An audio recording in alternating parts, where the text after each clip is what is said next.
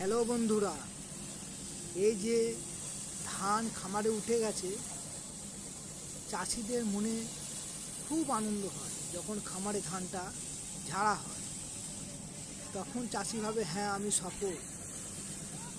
এর পেছনে চাষিদের অক্লান্ত পরিশ্রম থাকে। সেভাবে যখন খামারে উঠে গেছে, ধান যখন ঝাড়া হচ্ছে, আমি সফল হয়ে গেলাম। এই সফল হওয়ার পেছনে অক্লান্ত পরিশ্রম, যেমন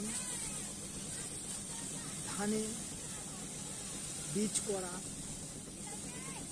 বীজ ফেলা, সেটাকে রোপণ করা, রোপণ করে তাকে ওষুধ, সার তার মধ্যে প্রয়োগ করা, তাকে তিলে তিলে বড় করা, শিশুর মতো। যে কোনো পোকামাকড়ের উপদ্রব হলো নাকি, কি পোকা লাগলো, কোন ওষুধ দিতে হবে, সার একটু লাগবে নাকি, অনেক বড় প্রক্রিয়া। আস্তে আস্তে ধান যখন ফলে তখন চাষির মনে একটু আনন্দ হয়, হ্যাঁ ফলন হয়েছে। যখন ধান পাকে আরও আনন্দ হয় যে ধান পেকেছে, খুব সুন্দর দেখে চাষি, তখন খুব সুন্দর হয়েছে ধানটা আমার, এটা খামারে কিভাবে নিয়ে যাব, তখন থেকেই তার ভাবনা চিন্তা আরম্ভ হয়ে যায়।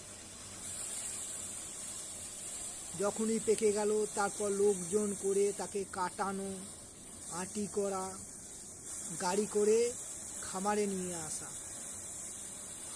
এত বড় প্রক্রিয়ার পর সে খামারে নিয়ে আসে ধানটা।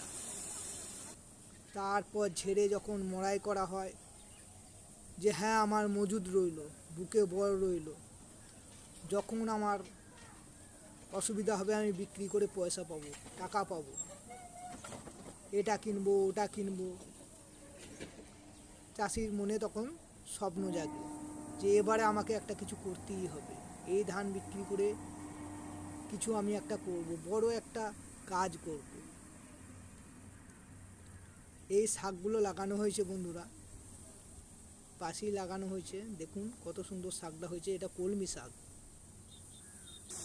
খুব ভালো হয়নি। এদিকে অনেক লোকই ধান ঝাড়ছে, আমি যতটা পারলাম বন্ধুদের কাছে তুলে ধরলাম।